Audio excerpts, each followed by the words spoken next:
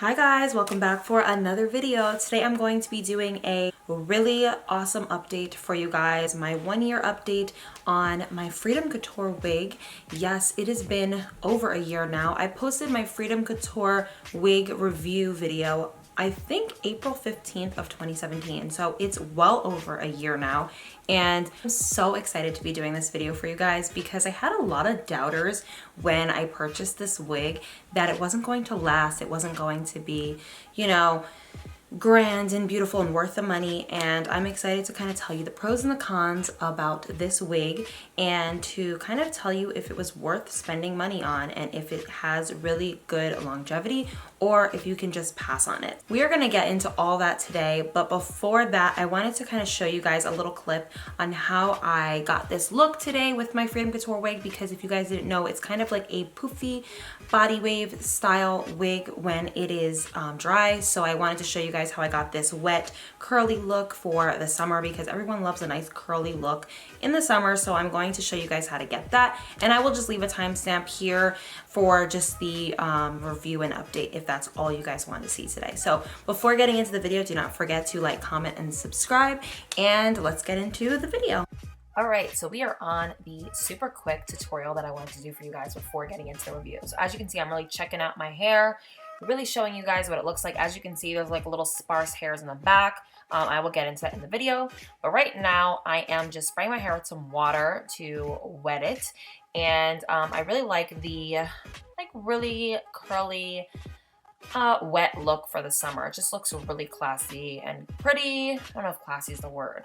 More like beachy, and I really like that. So that's what I'm doing here, and I slicked down my edges before starting this video because your girl honestly needs to do those off camera. I'm not really that great at that, so I had to do that. And now I'm using this brand called Curls, and it's just a leave-in moisturizer, and this is like the key to these really lasting long time because it keeps your hair kind of wet and it also moisturizes it, which is really nice.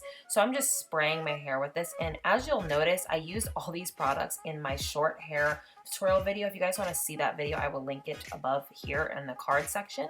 But I'm just using pretty much all the products I used in that tutorial because these are my favorite. And then I'm using some styling foam, wrapping lotion, whatever you want to call it. And I am literally just slicking down the top and then scrunching it because that just really helps with the curls and it just being more defined.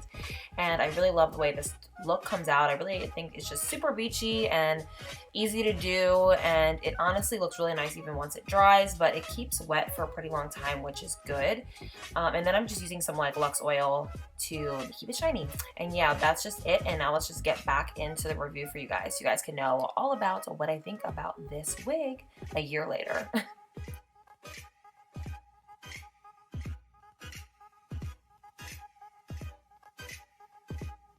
Let's just start off with the hair itself. So this hair is absolutely gorgeous. Now I've had it for over a year, and for the first, I want to say like 6 to 7 months, maybe a little bit less than that, maybe about 6 months, I wore this wig every single day. When I tell you every day, I mean every day. I never went a day without wearing it. So I really did a lot of wear and tear on this wig. I told you guys that in my previous videos that I have up on my channel. If you guys want to see those reviews, I will link them somewhere up here.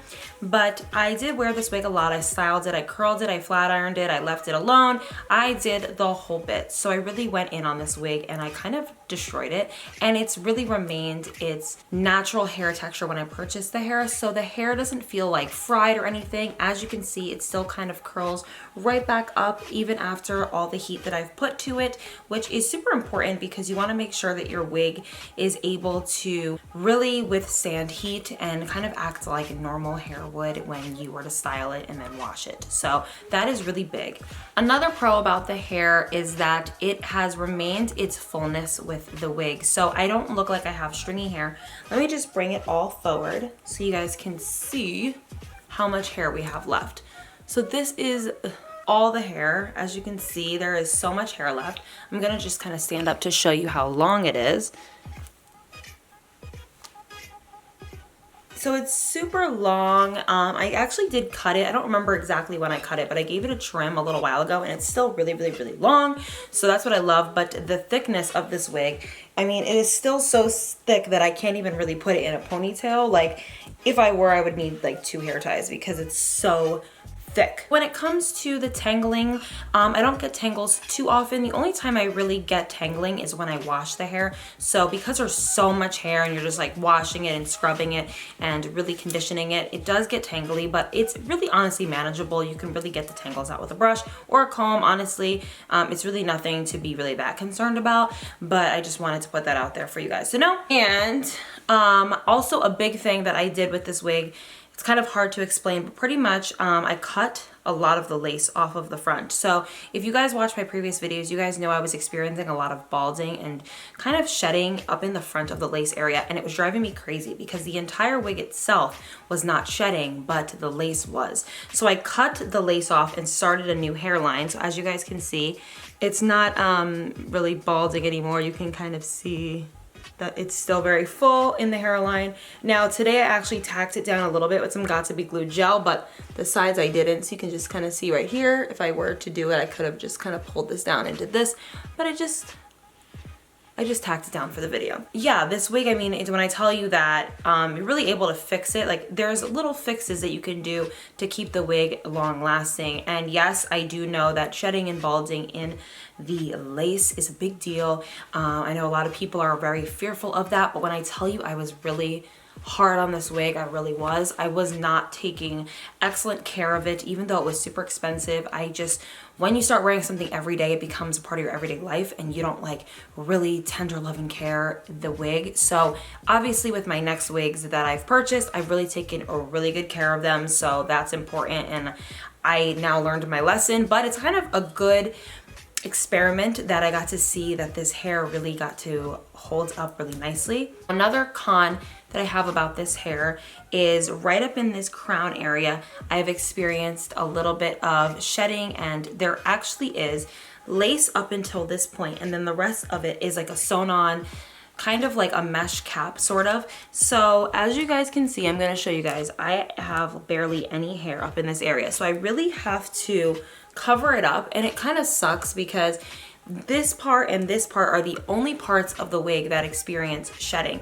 So that's really annoying because you really want to be able to cover up those areas, and I really honestly can. Just when it's bone straight to the hair, like to the head, it's really hard to cover up this area. So that's definitely a con, and I'm not happy about that.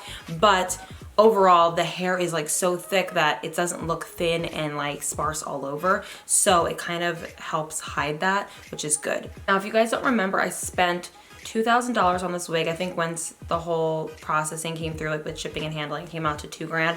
So it is a very expensive wig. I definitely think you should do your research when buying anything that's expensive, which I honestly didn't see any YouTubers or anybody on the internet review this wig, so I feel like I was like one of the first people to really give an in-depth review on this wig, and you guys seem to really love it. Thank you guys so much. But now that I have had the wig, I hope you guys trust me enough to know my opinion is 100% honest.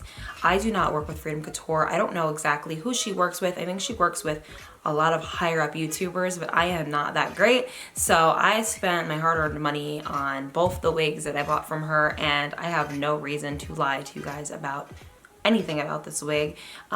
It really honestly is a great wig overall. If you guys want to know if you should get a wig from this company, I would say go for it. Just make sure that you pick the color that you want.